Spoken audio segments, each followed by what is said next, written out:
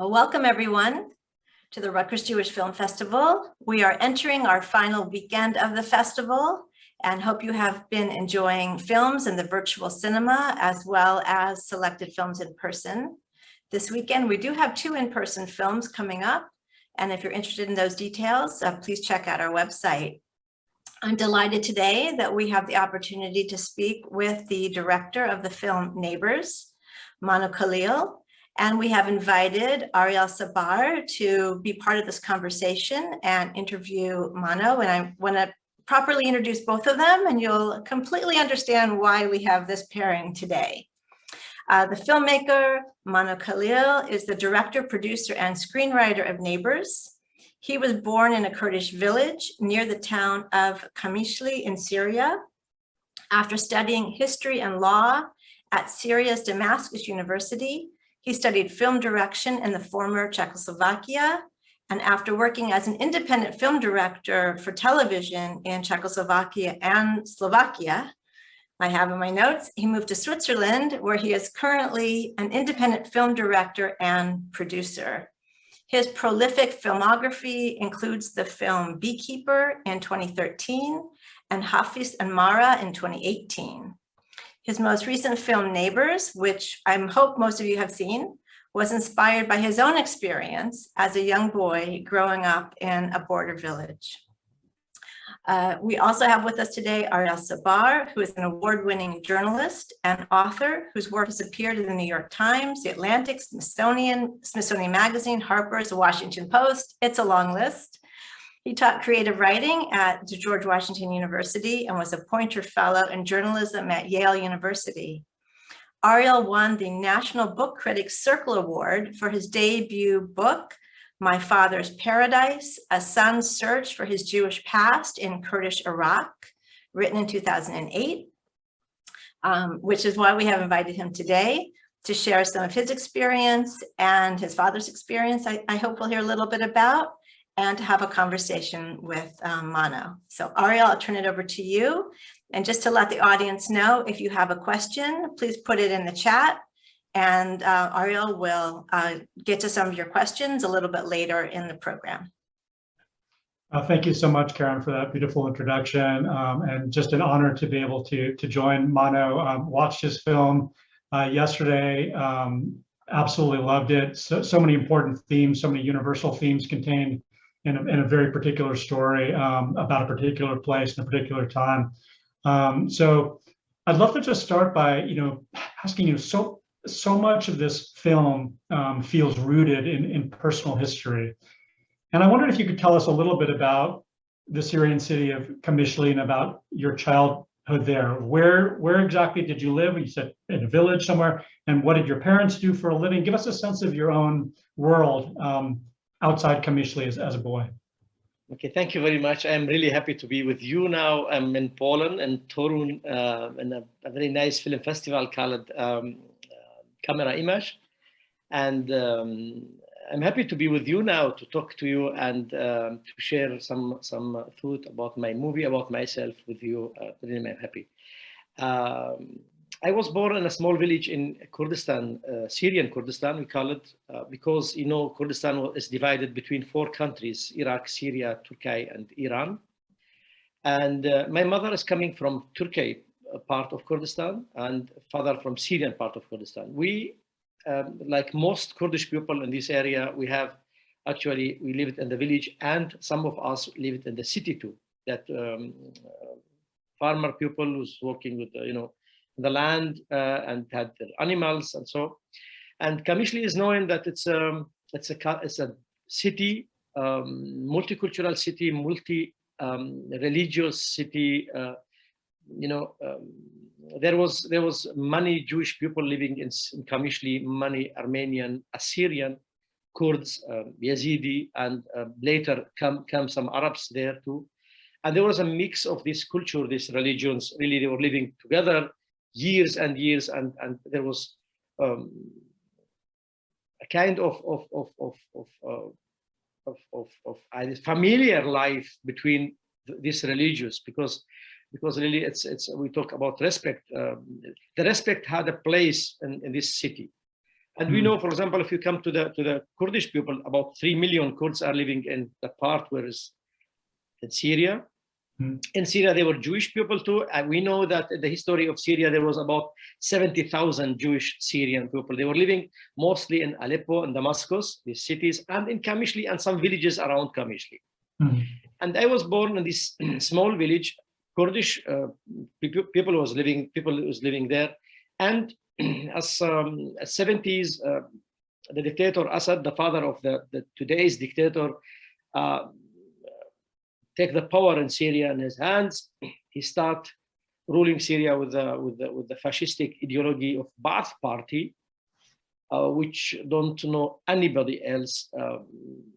They start taking the nationality from Jewish people, from Syrian Jewish people, and the Kurds. They forbid them to speak Kurdish, and they had to learn Arabic. And we were living actually in a big prison called Syria.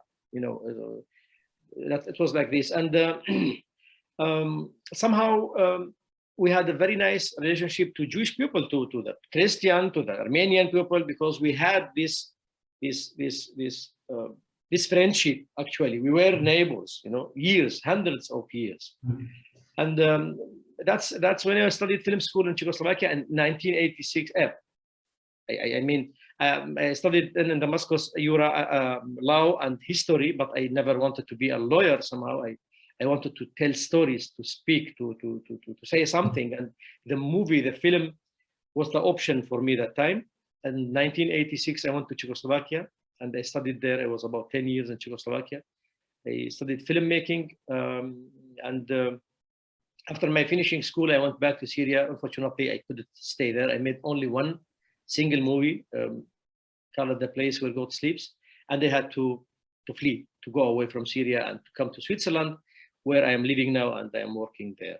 Wonderful. Let me ask you this. Was there a particular moment or experience in your childhood that you see as sort of the inspiration for this movie? Was it a moment in your school where a teacher said something? Was it something you observed in the street? Was it a relationship with a Jewish family? Was there what's at the emotional core of this movie from you? If there's a memory from childhood that really your mind goes back to when you think of what was it that made me have to make this movie? You know, to tell you the truth, it's not the subject. Just Jewish Syrian people brought me to write this project. It was my human feeling as a Kurd, as a human being, as a film director. When I started studying the film, I was just, you know, frustrated how they are dealing with me as a human, as a Kurd, for example, forbidding my language. The teacher was hitting me every day when I'm saying something in Kurdish. I was with my brother in the school, and we had to talk Arabic together in the school, which is for us, it was, you know, no go, but we had to do it. And once it happened that we spoke just in the sport lesson outside, we were playing football, something like this. And I spoke with my brother Kurdish, and somebody heard this and went to the director of the school and told that these two guys speaking Kurdish. And this, you know, this oppression, it was not bordered for you as a Kurd or a Jew or something like this. It was a general oppression for me, and a Jewish people was a kind of this pain which I was suffering, you know. Yeah. And then it was, of course, when you love somebody, you love everybody, you know. When you respect somebody, you respect everybody. It's a respect. It's not going only for a kind of things. And then it was for me. We had friends. My father had many Jewish friends in Kamishli, which were living, you know, and most of them now, some of them in New York, they are living, and I will meet them in January because I'm going to New York. I'm really very happy to invite them to the cinema. And this, which they were telling us in the school, this nationalist, socialist, fascist ideology in the school, that the evil is called Jew, you know, the death called Jew, everything is Jew is bad. You have, and for us it was just a lie, because we knew what they are doing with us is lie, because they're hitting us, they're forbidding our language, Kurdish, and they're telling us stories about stupidities, which we, you know, we were all the time, we were feeling ourselves in the prison in the school. Mm-hmm. As soon as we went away from this school, we were free. We were again this small Kurdish children who was doing their things. And these experiences, my childhood, then brought all this story together. There was a kind of a common humanity. Exactly. The Kurds and exactly. Yeah. Exactly. But you know, when you have the same fate, when you have the same oppression, for example, then you are a solidarity with the other people. Then Yes. you feel the same pain. You know that. For example, really, we had my sister. She had a neighbor, a Syrian Jewish neighbor, and she was doing all this job to them. Every Shabbat she was going there, she was lighting and these things, and we had absolutely no problem. And they were, you know, they were eating the same food all the time. Mm-hmm. I know that the sharing of happiness and sadness, mm-hmm. that was no different between religion. If somebody was dying, it's the same. Everybody was sad, making, you know, we're sharing this thing with my neighbors. Yes. Without to ask which religion he's belonging, you know. And of course, Kurdish people, years and years, they are living in such a tragical way in under these dictator regimes, and they have somehow more solidarity and this feeling to the other. Yeah. Now, I read somewhere that you first sort of started working on this script 25 years ago. Is that correct? Yes, it was like this. You know, somebody asked me now. It's true that this script, you hold this script 25 years. No, I told him no. It's more than 50 years from the time I was born, and I know the world.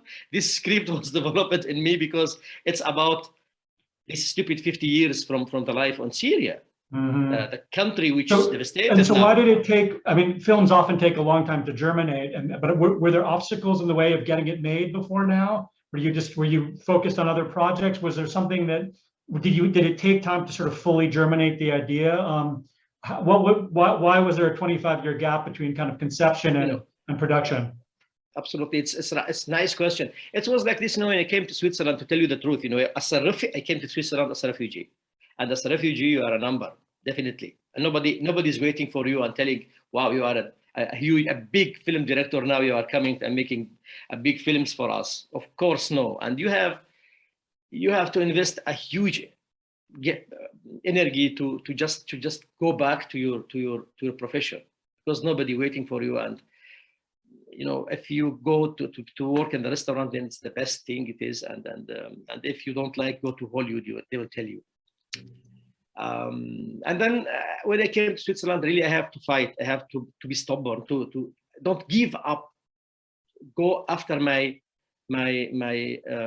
dreams, you know, my hopes, and that's why I start making very small program for the TV, and then I made many documentary films. Documentary films, you are more free. You can work alone sometime. You know, you don't need so much money. Right. And for me, it was to start with Neighbours, for example. 15 years ago, it would be very difficult to have some millions, you know, to collect millions, because nobody will give you. No, this is really, it's fact, you know. They will tell you, okay. So this is just the economics of the film exactly, industry, right? economic side of things that I couldn't have this money to make the movie now, because and I was waiting until then. I made some many documentary films in Switzerland. They was very successful, and I made fiction movie. And then I said, okay, now it's the time. Now it's the time to make it. And there's other reason, because I wanted to make the movie in Syria, and the place where I was born, where everything happened, you know. And after this situation in Syria, where the Kurds liberated this part of their, and I said, now it's the time to go and to shoot my movie, because under the regime of Assad, I would never have a chance to shoot a movie there. And then we started the production 3 years or something like this years ago to make it, because the Kurds win ISIS, and we said, okay, now the Americans are supporting Kurdish people in Syria. And when I just started, we heard that Trump just will take the American soldiers away from Syria, and the Kurds, they let them just for their fate. Yeah. And you had to film in Iraqi Kurdistan in the end. Exactly. Right? And then I decided to make the movie and some in Iraqi Kurdistan. And let me ask you this. I mean, clearly, there was establishing your reputation as a filmmaker, building up enough credibility to attract the kind of financing that a feature film requires. But do you feel that the film, even though its roots are 50 years old, do you feel that it speaks to does it speak to the present moment, do you think? And if so, how do you see it as speaking to right now? No, it's definitely what I said. I tell it all the time. My movie, it's not about the past, about yesterday. My movie, it's about today. It's about tomorrow. I am talking exactly today because what's happening in Syria, what's happening in the Middle East, what's happening with, anti-Semitism, the taboo tema, talking about Jewish people somewhere in the Arab world, the Kurdish people and their rights, the nationalism in the Arab world, the dictatorship there, this tema, there's nothing changed. We are not talking about 100 years ago. We are talking about now. We are starting our movie in a refugee camp. Yes. Devastating country, Syria. There's a framed story. Yeah. Exactly. And we are just saying why these people are like this. And it's a present movie talking about the present time because nothing changed, even for me, even for all these people, Interesting. And we try with this movie to change something, to move something in Middle East. Really, today I saw the movie again. I saw the movie 100,000 times, maybe. I don't know. Sorry. I shoot it. I write it. We edited. And today I was in this huge cinema in Poland, and I just saw the movie. And I as a person, I like it. I was really very proud of a sentence where the old man Hamo coming to the teacher and telling him, Mr. Teacher, did you thought how it would be your life if you don't have an enemy Israel?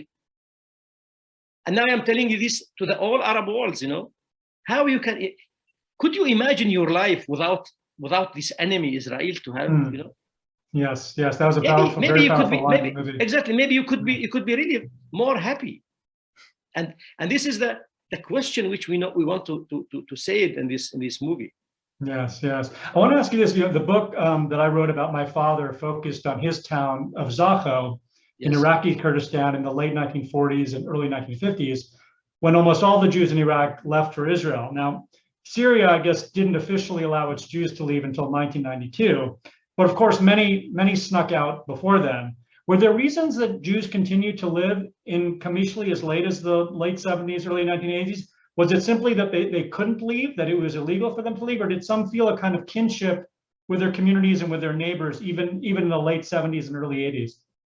No, it was like this. We know that they were living really under a huge pressure. They couldn't, for example, what I know, that a Syrian Jewish person couldn't travel from Kamishli to Aleppo to visit somebody without to have a permission from the secret policies, And then in the 90s, the father Assad just made some deal with the United States. I think that just to show himself that I am ready for the peace process with Israel somehow, some dealing, and they let them to go. But before it was so terrible that these people had to go. Your children cannot go to the university, you cannot study, you cannot do anything, you cannot go to the army, you have no passport, you cannot travel anywhere. You are third, now they say third level, let's say. Yeah, and then they had this chance to go. Of course, we know that they were so oppressed that some of them, like Kurdish people, to work it for the regime, maybe because they were afraid. They had to say, yes, Assad is our leader, for example. It's our Führer. I am sorry to say this, but in fact, it was terrible what they lived until now. One of the things that struck me about the film thematically is this idea of how is it that the communal bonds are gradually disintegrate. And I mean, the Kurdish landscape is many ways rife with divisions. I mean, many of them imposed by outsiders, some of them enforced by guns and barbed wire, as is plainly evident in your movie. There are national borders, there are language barriers, there's the rural-urban tension, political strains, and you what I love about the movie is that you illustrate all those things on both the historic political level, but also on the personal level. even down to like marital strife and domestic violence, differences between the old and the young. And I'm wondering, given all of these different sort of illustrations or symbols of division, you talked about this a little bit earlier, but since this is a Jewish book festival, or film festival, I should ask you, of all these many divisions that you could have foregrounded in your movie, why did you decide in the end to foreground Sarah's family's relationship with the Jewish family, given that there's so many other divisions to choose from in the Kurdish landscape and culture? I think it's I'm really I believe on people. I don't believe in any religion. It's clear. My wife is Greek, and I'm a Kurd. Our kids are our kids. That's fine. But I wanted to say I didn't want it to be only a Kurdish storytelling, only a Kurds. Kurds and a regime or Arabs. I wanted to talk about many things in the movie. Even in the border, the lady which is first meeting in the border, she's an Armenian girl, and she's talking Armenian, And then we have a sentence in Armenian language too. And for me, it was very important to see all this kind of stories which was in Syria. People, how they were suffering, because this regime, this nationalist regime, wasn't only against Kurdish people. He was against Arabs who were not collaborating with him too. Yeah. And for me, it was important to bring all this story together. Of course, as a human being, I have a solidarity with Jewish people. I went to Dachau, I went to Auschwitz, I went to Birkenau, all this, the Holocaust. I saw them. I read too much about them, and for me, it was very important to connect this injustice which is happening, to universalize it. Exactly. And one thing it's very important for us too, because we are Kurdish people. We have nothing to do with this conflict, Israel, Palestine, or something like this. We have nothing to do with it. It's not our problem, at the end. Sure. But we are somehow enforced to speak about Palestine or about Israel. It's not our thing. I want to live with my children, my family, somehow, to sing our songs, to have my 5 chickens, and that's all. It's like, yeah. Well, let me ask you this. There's a creative decision toward the end of the film that I wanted to ask you about, which are sort of our last moments with the teacher, Wahid Hanouf. His comrades never show up for the student play. Rain streaks the painting of Assad. The palm trees die in the cold. And we see him waiting by his house with packed suitcases, and he seems vulnerable, sad, even a little bit broken. And when Sarah refuses to tell him the reasons for going to the river, Hanouf says, "When I was little like you, I had secrets too." And exactly. It's a deeply humanizing moment for a character that I think some directors would have kept as kind of a stock figure of evil. And I was wondering if you could tell us a little bit why you decided to end his character arc this way. What did you hope that people would take away from this kind of humanizing, almost sympathetic final portrayal of Wahid Hanouf? I believe on human being. I believe that there is no black and white things. When somebody do something stupid in the world, have to go for the judge and to be judged. But as a filmmaker, I am not sitting in the court and sending somebody to the death, and somebody saying that you are a victim, and no way. I'm just telling story, and I say we are human being and we can change. Change. It was so the idea that even the agents of evil, if you want to call it that, are fundamentally might be redeemed by their own. Exactly, because and where you said that everything what he did it was false. It didn't work it, and somehow he was punished. Somehow, the punishment was in the movie. First, his camera didn't came. They don't care about him. The second, all the plans what he did with the palm and with the kids and I don't know what, didn't work it. And he is alone again. He came alone and he went again alone. And these 3 old people are looking at him. You just came. You show us yourself, and you are going away, and you will stay like we are. And your palm tree is dead. That's mean. And for me as a person, really, I didn't want to show black and white. Life is not black and white. We are somehow human being, and we And now we are hoping, I hope, for example, from Middle East, that they will make a peace process and everything will be fine. It's like this, that not black and white. Just you can imagine in Saudi Arabia, there's a first film festival in this country, ever made in this country. 2 years ago, the cinema was forbidden. Now they made the film festival, and our Neighbours is invited in the competition. That's wonderful. So, and it must be gratifying. It must be gratifying to have that kind of reception, both from the Jewish film festival community and the Arab, which and the Arabs, exactly. I mean, have times changed, or are people who watch independent films sort of a special group of people? I hope that's changing. I hope that the time is changing. I hope that these people will understand somehow that we are somehow neighbors. We are neighbors. It's impossible really to talk about Neighbours without talking about its protagonist, Zero, who is played by the marvelous Serhed Khalil. Anyone who wasn't charmed by this child didn't have their eyes open, as far as I'm concerned. Can you tell us a little bit about casting the movie, what sort of actor you were looking for Zero, and how you found Serhed Khalil?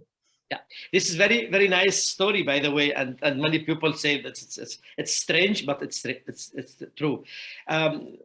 For me, it was very difficult when I start thinking to shoot the movie all the time. The idea to have a small child who's looking nice in the camera, who's acting very nice, and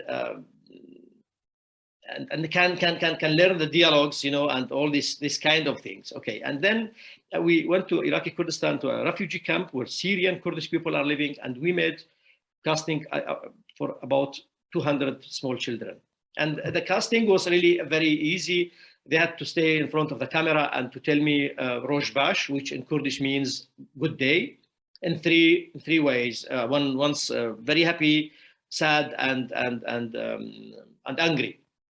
Just I was telling them, say me good day in these three kind of version. Yeah, and it didn't work. I saw all these small children. They were nice, but I was not satisfied. And then in Europe we made this next casting.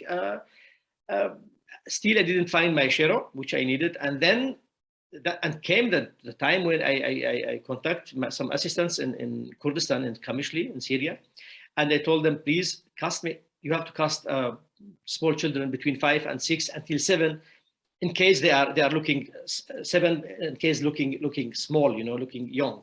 Yeah. And then they sent me videos, and I was just looking at the videos, and one child, 5-year-old, saying these 3 words perfectly, 3-way perfectly. I look at him. I put him at the side, and I look at the other videos. I made a screenshot of his face. I sent it to Kurdistan again, telling them, please send me the address of the family. I want to contact them. And then they told me, actually, he's from your family, the small child. I didn't know. I didn't know about. Because, well, the last name I was going to ask, I didn't want to presume. Yeah, exactly, Khalil. I didn't know. No, in the movie, in the casting, there was no names, only photos. Just they made this video.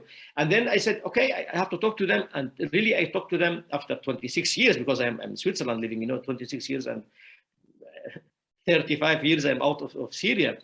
Anyway, and when I left Syria, his father was 2 years old, the small child, and I didn't know him. And then I talked to them at evening, and he was telling me, yes, I saw you on Kurdish television last month, and Papa told me that you are going to make a movie, and they want to play in your movie. And I saw him, he was just living. He was clever. It was just. Then I made a casting for him in Iraqi Kurdistan. He came with his father, and he was really perfect. He was. Had he ever? And so he was what was his relationship? Was it? I read somewhere. He's my grandnephew. Yeah. Grandnephew. Wow. Grandnephew. Yeah. And so for a story that is actually about kind of a coming full circle, this is sort of a sub story of coming full circle with a family that you left behind many years before, right? But exactly. And then this beautiful coming together. Exactly. Of the story. And had he ever acted before? Had he been? No way. No. No training. It was the first time. It was the first time in his life. I think there was some kind of respect of he was saying me as uncle. He knew me from the TVs, from his interviews and everywhere, festivals, everybody talking about me, my family in Syria and Kurdistan. And one thing, and he wanted to play too. And these 2 things was working with him. And wow. I was showing him my hand like this. Here he was Sarhat Khalil, and like this. He was Sharon. You know, and sometimes I was screaming, Sarhad, and he was coming to me, it's like this or like this. No, I'm telling him like this, you know. And how old was he when he was filmed? First time when we start shooting the scene of spring at the end of the movie, it was April. He was 5.5. Wow, amazing. 5.5, amazing. exactly. And then when we shoot the movie in September, October, November, he was already 6 years old. I'm going to ask you one more question, and then I'll turn it over to the audience. One of the things that struck me is that you, in a piece you wrote for The Guardian a few years ago, I'll just quote from it. You said, there are 4 groups of people in Switzerland: Italian Swiss, German Swiss, French Swiss, and Romansh. They respect each other, and it is everybody's country. In Turkey, there are about 14 million Kurds, and their language is forbidden. I believe that one day Turkey will divide into 2 countries. The Turks and Kurds don't respect each other, and that hatred is too deep rooted. I see a long, dark tunnel, and I don't see the light at the end of it. So that's a fairly despairing statement, and in many ways, it's earned. I mean, you were imprisoned in Syria because in an interview for a European magazine in the 1980s, you called yourself a Kurd, which is an identity that Syria and I believe Turkey too denies exists. And ultimately, you had to flee Syria for asylum in Switzerland. And so it's not hard to see how these experiences could produce a kind of despair. Yet what strikes me about Neighbours is that, I mean, maybe other people have a different interpretation, but to me, it's fundamentally a hopeful movie. And I wonder whether you see it as a hopeful movie, and then how you reconcile that with the kind of other feeling that nothing will ever change. Are those at war inside of you in some way, that there's different feelings about the future? You know, it's without hopes, really, there is no sense to live. You know, you cannot live if you don't dream about this hopes. If you lose your dreams, then there is no reason why to live. But and I tell you, you know, I'm not a pessimistic person. I really believe on good. I believe that maybe tomorrow will be better, you know. And I see, of course, I'm living in Switzerland. I see this society, how it's working together. I mean, in Turkey there is 20. All Kurds are 40 million, but in Turkey there is 20 million Kurds, and there must be a reason. There must be a solution. They will live together in respect in one country. Call it, I don't know, Turkey, Kurdistan, or same for me, or Turkey, and they will live together, these people, and there will be no difference between Turk and Kurds, or they will divide it into 2 countries. It will be like this, you know. I see it. This is the history. It's not, you cannot kill a nation. You cannot kill a culture. You can kill somebody, but you know, there is many Kurdish people from Turkey living in Istanbul. They are assimilated. They don't speak Kurdish, but they are Kurds. They are just all the time telling we are Kurd, and they are fighting for this identity to be a Kurd. You know, I mean, it's not only language. It's you feel this thing. You feel to belong somewhere, and it's not bad. It's not nationalism when you say I'm a Kurd. I'm proud to be a Kurd. I'm proud to be a human being. You know, and for me it's like this. It will change somehow.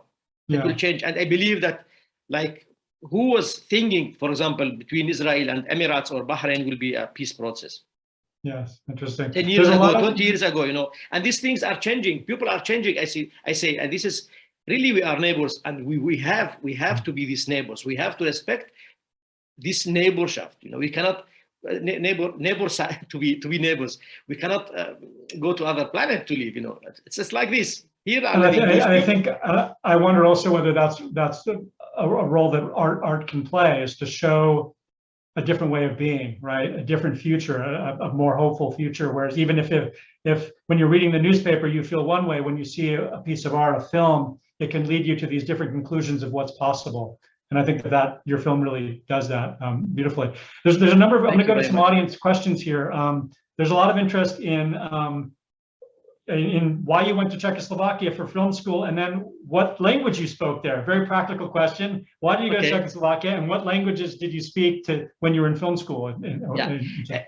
It was like this. I went to Czechoslovakia. I had to make to study language, Czechoslovakian language, and I'm speaking Czechoslovakian language like my mother language until now. And that time it was Czechoslovakia was one country, It means that we had books, Czech and Slovak language, and I learned both languages. And now they divided from 1993 until now. They divided, and the new generation, they have sometimes problem to understand everything from Czech Republic, or the Czech young people to understand Slovak. But for me, I understand both languages. And to go to Czechoslovakia, to be the truth, I wanted to go to Moscow to study because it was cheap for us.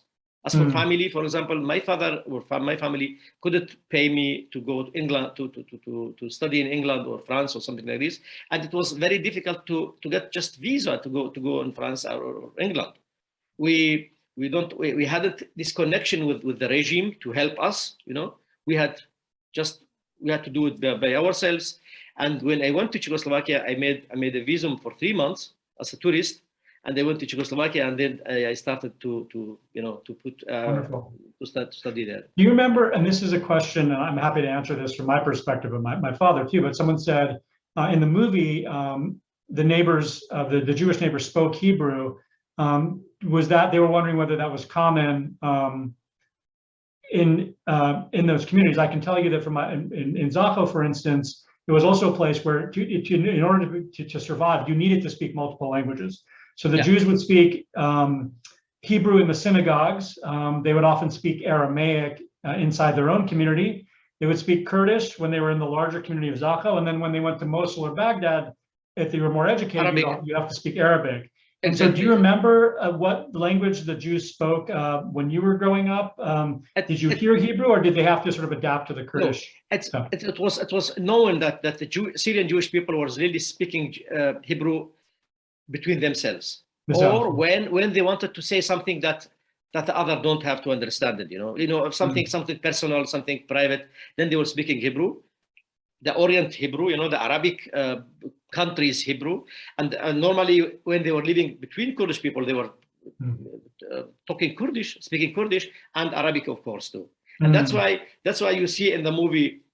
It was very important for me really to have this true, because I am not showing the movie only for Swiss people. I'm showing the movie for all the people, and even the Syrian Jewish people tomorrow will see the movie, and Arabs and Kurds. And this to be true, to see the dialects too. It was very important for me to have them. And you see the family is speaking these 3 languages. The Rosas sometimes speaking Kurdish with a small child, and their Kurdish is special because they are not Kurds. And they're speaking Arabic too, because they spoke very good Arabic. Now, did the actors were the actors did they actually understand the Hebrew they were saying, or were they? Yeah, to tell you that story, it's very nice. I was in Brazil 3 years ago in Sao Paulo. I saw a movie of mine, and there after the movie, I met a lady. She came and she was really very happy to see me, and she said, I'm a country, a landman, something like this. And then we know each other, and she told me that she's a daughter of a Syrian Jewish people who flee Syria in 1958, and they came to Sao Paulo, to Brazil, and she was born in 1960 in Brazil. Tuna Dweck, a very famous actress in Brazil, she invited me to her play, and I went to her play. She was playing the main role in the theater. And I loved it. I said, wow, actually, I am looking for somebody who play a Syrian Jewish lady for me. And I talked to her for the beginning. She didn't believe that I really am going to make a movie. And then after some months, I sent her the script, and she came and she played the role of Rosa in the movie. And she was understanding. She told me that my father and mother, they were speaking Arabic even in Brazil sometime together. And sometimes Hebrew, and then they learned Portuguese, And this is how it was. And she understanding. Of course, Jai Abdo, who played the role of Nahum, he's a famous Arab American now actor. He learned this thing through a friend of us who was living in New York. He's a Syrian Jewish artist. Okay. So we have another question here about Wahid Hanouf, his character. The questioner asks specifically about the sort of the reference to him as the use of the word Führer and the Nazi salute. Was that something that was derived, if I'm understanding the question correctly, was that something that was derived from a particular teacher you remember having as a child, or was that the general way in which young people were taught to refer to Hafez al-Assad, in the late 70s and early 80s. Yeah, if you know Syria, if you know the political situation in Syria, if you know the ideology of Ba'ath Party, you know what we are saying in this, why we call him Führer, and why this right hand strike, in the same like Nazi. Until now, tell Syria, us about that. Yeah, when Israel as a state was grounded in 1948, some intellectual, Syrian intellectual, national intellectual, they sit together and grounded Party Ba'ath, which is the ideology of Party Ba'ath is national socialistic. They took the most of ideology from Nazi, from German National Socialistic Party of Germany, Nazi. And this practice, if you say that Al-Qaeda in Arabic language, it's not only the leader. They translated Führer, they translate Führer exactly to put it Al-Qaeda. And Assad was Al-Qaeda, not only the leader or the president or the I don't know what, secretary of I don't know. But we couldn't find other best translation of this word in the person of Assad as Führer.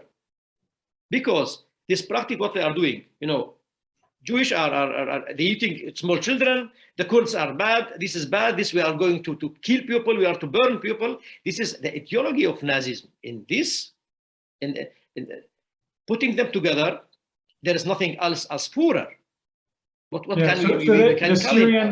The Syrian regime drew direct inspiration from the kind of the iconography of definitely. Yeah. Until now you can find the book my fight or something like this, how they say it, my Kampf, and German saying in the bookstores in Syria. Even the how they say the minister of defense, Syrian minister of defense, wrote a book called the cake of Zion, Zion cake, and in this book is that saying that the Jewish people eating, killing small children, and this stupidity which in this country working, the same like in Nazi time, and I didn't want really to call names to somebody and to say something that's not working. This hand, this right hand, they're doing until now. So until now. In the army, in the Ba'ath Party, every Ba'ath Party, when they meet in the conferences, the right hand is struck, and they do it exactly. Let me ask you this while we're waiting for other questioners to chime in. I'll just go back to a few more of mine. There's no shortage of sort of humor, satire, even physical comedy in Neighbours. Yet its subject matter could hardly be more serious. I mean, from the callous shooting death of Shero's mother and the torture of his beloved uncle Aram, to domestic violence and just cruelty towards animals, sort of senseless cruelty towards animals. In making the film, did you ever wrestle with how to use humor and how much of it to use? Did you ever have to sort of dial anything back? Like we shouldn't make this too much of a joke, but it has to be a little bit of a joke. Like, how did you strike the right balance between? It was really very important for me that I will not be. I didn't like it to leave my audience, people, and just to go away sad from the movie. To show them this struggle, these problems, this suffer. But for me, it was important to have a balance between this joy, this love, and these serious things in the movie, which really it was like this in Kurdistan. And in Syria, for example, people saying jokes, we laugh sometimes, and we survive because we laugh. We have, all the time I say we have a small herd, and this herd cannot have so much struggle, so much problems, and we have to find a ventil for our life, that we make jokes, sometimes we laugh, or we have some situation that we have this balance, that we survive. And in this movie, I wanted really to be very serious. Even my jokes in the movie, they are serious sometimes, Nice. Where the kids doing their things. And that was very important to show how they changed the children. The same children, the beginning said what they are doing, what we are going to do with the Jews, saying we will play with them football and we will win them, and the other telling we will play them police, and I don't know, such things. And after a while, how the teacher learning them to hate they are starting, we will burn them alive, we will throw them in the sea, that fish and sharks will eat them. Yes. And you see this change in the life of these people. Somehow is coming, this brain washing, you know, that's starting somehow to have an effect. Yes. People are changing, I say all the time, you know, you can change to the bad or good. And this I really, it was very important to have this balance, to have, and I feel it in the cinema. Many people tell me that you have this balance, that there is sometimes it's small, that this ventil that you say, okay, yeah, this is our life. Moment, right, sure, yeah, sure. Yeah. And there's another audience member that asks whether there was in fact a young mother in your own life who was murdered that inspired the figure of Sarah's mother, or was that just a kind of an imaginative? It's you know, my mother itself. Unfortunately, my mother died with a car accident. She was not shot in the border, but this border exists, and between Syria and Turkey there is 890 kilometers, I think, from the border, and every 300 meters there is a soldiers, and they are sitting. These young people coming from somewhere from Turkey, sitting hours long. They have nothing to do, just looking around. And really, it happened that once small children in a small Kurdish village, they were playing football, how they say, football, and the soldiers were trying to shoot the football between their legs, you know. And of course, every day they were shooting a horse. There is a donkey killed, a dog killed, a chicken killed, ladies killed, a small child was killed, because they have nothing to do. All the day were looking, and if somebody just comes some meters to the border, this soldier, they were afraid, because they were teaching them, there is terrorists will attack you. And of course, they were killing everybody until now, until yesterday, before yesterday. There's every week or every month, somebody is shooting from these soldiers. And sometimes out of just pure boredom, right? And sometimes really it's just because boring. It's boring life. They are boring, and they shoot horses, for example. There's a horse just walking somewhere, they shoot it, you know. And what you have a possibility to do? Nothing.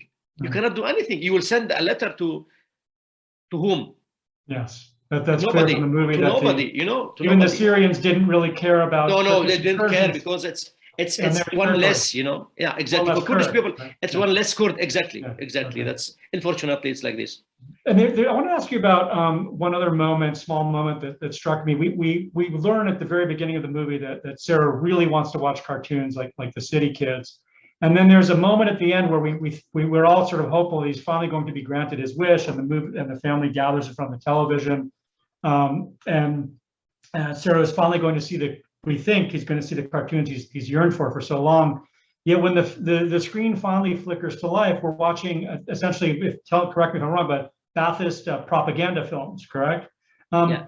Is there a kind of, I mean, I wonder what you were trying to do with that, and I wonder if there's a kind of cartoonish quality to propaganda. I mean, in a sense, it almost reminded me of like the 1930s cartoons where bombs are going off and rockets are going in the air. There's almost something laughable about propaganda films in a way. And I wondered whether, maybe this is my own interpretation, whether you were playing off that, or what was it that you wanted viewers to take away from that moment where instead of cartoons, we see this propaganda. Yeah, it was, you know, I think it couldn't work if we show cartoons at the end of the movie, because we have one end, and the only one end was when Hannah coming and meeting Shero. Yeah. This is the hope, you know. I was showing this movie why Shero is in the refugee camp after 40 years. Yes. Because of this TV, and in this TV we don't see cartoons, which Shero all the movie was hoping that somebody would bring the TV that he would show them. And this hope of Shero was that we saw only devastating, only bombs and propaganda of Assad, which brought him to be a refugee in a refugee camp. Mm-hmm. Dramaturgically could not work.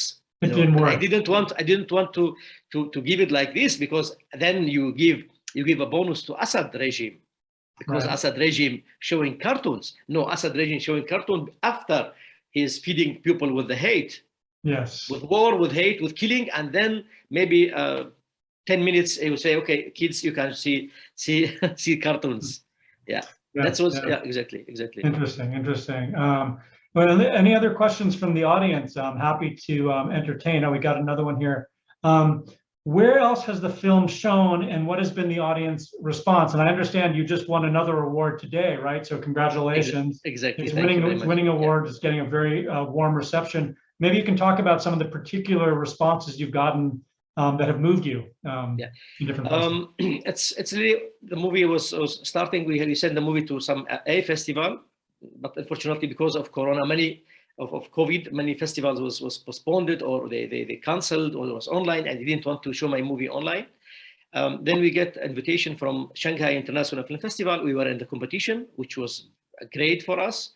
We were in Berlin, in the market in Berlin, and this really opened the door to many other festivals for us. Then we were in Locarno International Film Festival. We were in Hof. This is a very famous German film festival. We're in Emden. We get the prize in Emden, and then we were in last 3 weeks. We were in South Korea, where we win the first prize. Now we are invited in Torun. Before yesterday, we were the opening movie and Jewish film festival in Warsaw, in Poland, and now we are inviting, I think, in more than 20 festivals, United States and France and other countries, Italy and Germany and Austria. We started the theatrical release in Switzerland 14th of October, and it's working really very, very nice. We are really happy to. I'm all the time happy to. Have you been surprised? Has anyone come up to you after the film and said something unexpected, or had a reaction that surprised you to the film? They saw something in the film that maybe you didn't even see yourself. For example, today there was a guy a man sitting in the cinema, and he said, I am coming originally somewhere from Asia, and you remember, you give me I find myself in this movie, as it was. This Shero was me as a small child. It was very nice. And in Locarno Film Festival, there was thousands of people sitting in the in the huge cinema Fevi, and a lady told me that this is one of the best 10 movies which I saw in my life. Wow. And I am getting I'm getting now every day, every 2 days, I'm getting some mails from people who's that they touch it, and they tell me that it's so nice that you did this movie, and they're. I'm really happy to hear these things. Yes, festivals and prizes are something, but when you see these people, how they react in your story, people wonder. Some people are wondering, how much family do you still have in Syria, and do you have opportunities to visit them or see them, or is it difficult? I have only one brother now in Syria. Other people of my other family member in Switzerland. I was, after 25 years in Syria, last 2 years ago, just to make some location for my movie, and it was first time visiting Syria after my this long time, because I was in this area where the Kurdish people are ruling. Yeah, exactly. In Kurdish. Would it be dangerous? It would be dangerous for you to go to like Damascus, right? You would. No way. If I go to Damascus, no way, right? I will never go alive from Syria again. No way. This is. I will not go to Iran to show the movie. I just tell you, I will not go to Lebanon to show this movie. No way, because it's very easy to you will send you to Syria. Even I have a Swiss nationality, but still, they are cruel. They don't have any respect for nothing. Do you receive threats from people who don't like the message of your movie, from Syrian nationalists? If it's safe for you to say that. Sometimes it happened that our actor or somebody get called names in social media, for example, that you are paying from Mossad, and you are just enemies. You are Israeli. You want to break our country. You are traitors, and such a stupid things. People who didn't saw the movie, because just they heard that there is a story about Jewish family. This mentality in Orient. I don't want to say in the Arab world or Islamic world. It's this. When somebody calling somebody names and saying you are bad, you are murderer, you are killer, they say just you are like a Jew. And to change this mentality, it's you need really too much. It's unbelievable. I invited an actor from Iran. He's very famous. He was prize winning, and he was happy. He said, yes, I will play in your movie. About what it is. I said, okay, I'm sending you first the treatment of the movie, and then tell me if you say yes, I will send you the script. And when he read it, and he had to play the role of the Shero's father, a Kurdish guy. And then he told me, oh, there is a Jewish story in the movie. I said, yes. No. I said, no way. Wow. I cannot do it because of my country. I will have a big problems. You know how it is. He will play. So even the process of making the movie sort of underlined many of the issues that the movie itself was about. I mean, right? No, it's like this. A lady which worked in the movie. Really, she asked me. Can you write to me that you didn't get money from Israel for this movie? I said, no, I didn't get any money from Israel. And he said, okay, in this case, I will play not because she is against Israel or against Jewish people, because around her there is people they will she is actress and they will never give her a job more. I see. And that's why they were afraid. There's many people afraid. They are closing their eyes and they say, okay. So let me ask you one final question here, because I think our hour is almost up. Someone asked, and I think we already got an answer to this, but I'll ask it again. Someone's saying, is there any chance that this movie will be shown in any Arab country or in Turkey? And I think you said you did get invited to an Arab film festival. Yes. Can you tell us a little bit about that? I will just wrap it up. Exactly. My answer it is that in Saudi Arabia, for example, it's the first, now they are going to get first film festival called Red Sea Film Festival, first year, and we are invited in the competition. In the main competition of the festival, and it's a huge festival. Edward Weintraub, who was in Cannes, he's now the president of this festival. And yes, an Arab country will be shown.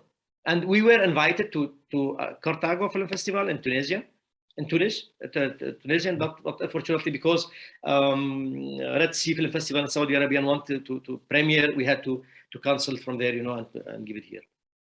Thank you. We hope the movie. Thank you. I'm really sorry for my English. I could. No, be this is cleverer. I understood you perfectly, and cleverer. I could be in my mother language.